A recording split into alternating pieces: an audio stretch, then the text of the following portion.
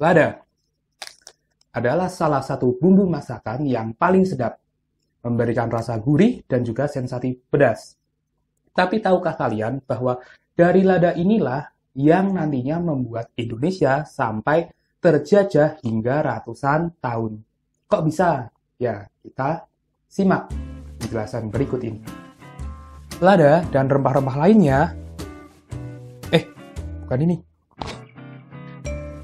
Lada dan rempah-rempah lainnya adalah kebutuhan pokok bagi bangsa Eropa. Nah, bangsa Eropa biasanya menggunakan rempah-rempah untuk digunakan sebagai bumbu masakan, penghangat tubuh, dan juga yang paling penting adalah pengawet makanan seperti daging dan sayuran ketika musim dingin.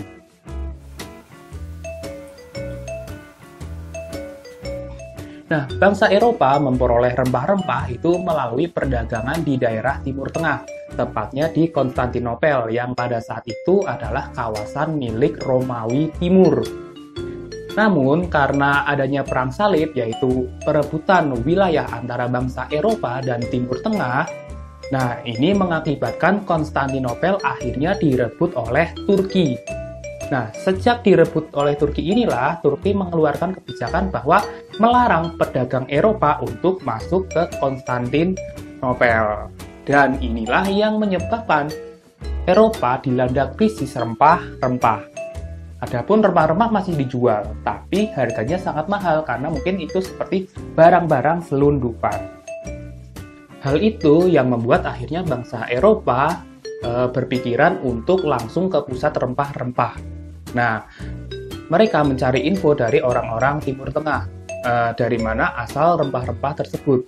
Dan mereka mengetahui bahwa asal rempah-rempah tersebut adalah dari India. Nah, jadi mereka berpikir untuk ke sana. Nah, setelah itu mereka akhirnya belajar pelayaran kepada orang-orang Arab, ya, tentang kompas, tentang kapal-kapal yang canggih itu seperti apa. Karena pada saat itu masyarakat Eropa adalah masyarakat yang paling terbelakang. Mereka tidak berani mengarungi lautan karena ada mitos bahwa lautan itu dipenuhi dengan monster-monster seperti kraken dan lain sebagainya. Dan pemikiran bahwa bumi itu masih datar. Ketika berlayar terus, mereka akan jatuh ke ujung dunia. Nah, pelopor pelayaran pertama yang dilakukan oleh bangsa Barat itu dilakukan oleh dua bangsa, yaitu bangsa Portugis dari kerajaan Portugal dan juga dari kerajaan Spanyol. Nah, atau kita bisa katakan orang-orang Portugis atau orang-orang Spanyol. Nah, namun pada awalnya mereka berebut jalur pelayaran. Nah, konflik terus memanas dan akhirnya Paus Julius II menyarankan diadakanlah sebuah perjanjian supaya menyelesaikan konflik perebutan tersebut. Nah, perjanjian tersebut dilakukan pada tanggal 7 Juni 1494 disebut dengan Perjanjian Tordesillas, di mana Portugis itu berlayar ke timur, sementara Spanyol berlayar ke barat. Nah, kita pertama bahas tentang pelayarannya Portugis. Nah, pelayaran Portugis itu dipimpin oleh orang bernama Bartolomeus Dias. Ya, dia berlayar dari pelabuhan Lisabon, menyisiri pantai barat Afrika, dan akhirnya sampai ke Tanjung Harapan. Nah, Tanjung Harapan itu mana? Tanjung Harapan adalah wilayah di Afrika Selatan. Loh, kok nggak sampai ke India? Nggak, karena pada saat perjalanan, Bartolomeus Dias banyak mengalami masalah, yaitu tentang masalah badai, perbekalan, dan juga banyak kru dan kapal yang karam. Hingga akhirnya dia memutuskan untuk kembali ke Portugal. Nah, pelayaran selanjutnya itu dipimpin oleh Vasco da Gama. Vasco da Gama juga sama mengawali pelayarannya di pelabuhan Lisabon. Nah, mengikuti jalur yang dilewati oleh Bartolomeus Dias. Nah, setelah sampai Tanjung Harapan, Vasco da Gama itu menyeberang ke Samudra Hindia dan akhirnya dia berhasil sampai ke India, tepatnya di Calicut. Nah, di sana dia mendirikan sebuah patok, namanya Patok Padrao, sebagai tanda bahwa Portugis sudah sampai ke situ, dan juga dia mendirikan sebuah kantor dagang, di mana kantor dagang itu digunakan untuk membeli rempah-rempah. Nah, namun pada saat di India, Portugis ini mulai melakukan yang namanya kolonialisme. Apa itu kolonialisme? Kolonialisme adalah pengembangan kekuasaan suatu negara terhadap wilayah negara lain. Contohnya seperti ini. Warga negara A ada warga negara B. Nah, warga negara A itu pindah ke wilayah negara B, mendirikan pemukiman dan juga makan dan hidup di situ. Nah, itu namanya kolonialisme. Nah, selain kolonialisme, Portugis juga melakukan yang namanya imperialisme. Imperialisme adalah kebijakan untuk memegang kendali suatu negara lain atau pemerintahan negara lain supaya mau menuruti apa yang dikatakan oleh negara yang mengendalikan tersebut. Contohnya, Portugis mengendalikan pemerintahan dari kerajaan Goa di India. Nah, Portugis menyadari bahwa India bukanlah penghasil rempah-rempah.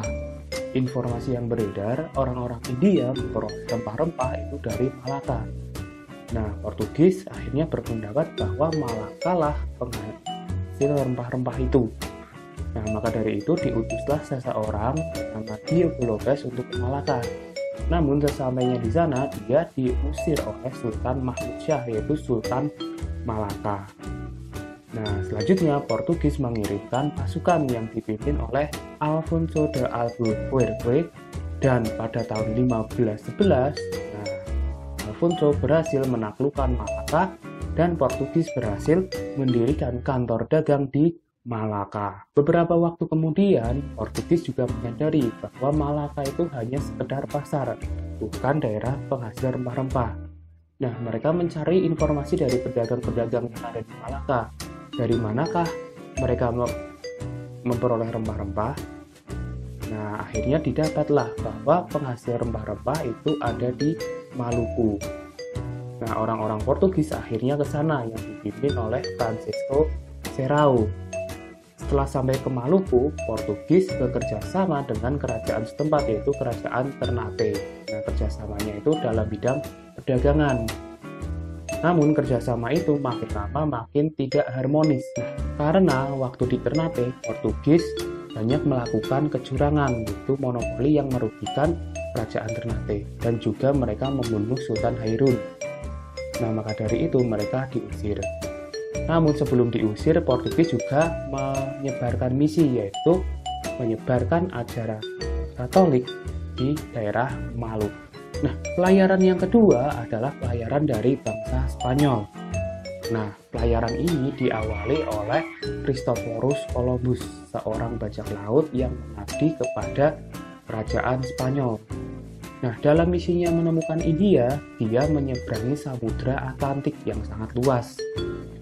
Nah, perjalanannya terhenti ketika dia mendarat di benua baru, yaitu Amerika, ya tepatnya di Haiti dan Bahama. Nah, setelah di sana dia bertemu dengan penduduk setempat.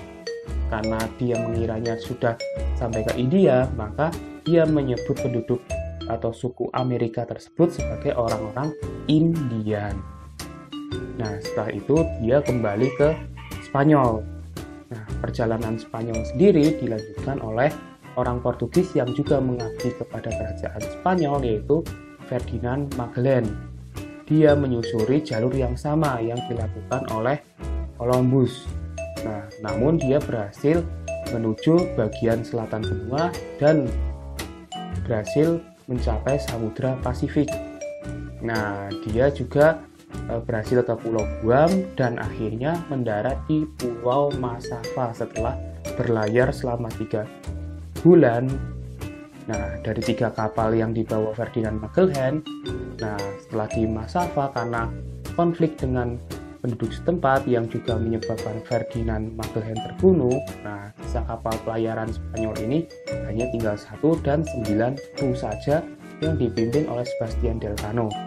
Dan keberhasilannya adalah mencapai Maluku pada tahun 1521 dan memperoleh banyak rempah-rempah. Namun di situ dia bertemu dengan musuhnya, yaitu Portugis, sehingga terjadi perebutan lagi. Nah, maka dari itu disepakatilah yang namanya Perjanjian Zaragoza, di mana Spanyol itu harus menyingkir dari Maluku. Sekian materi untuk hari ini.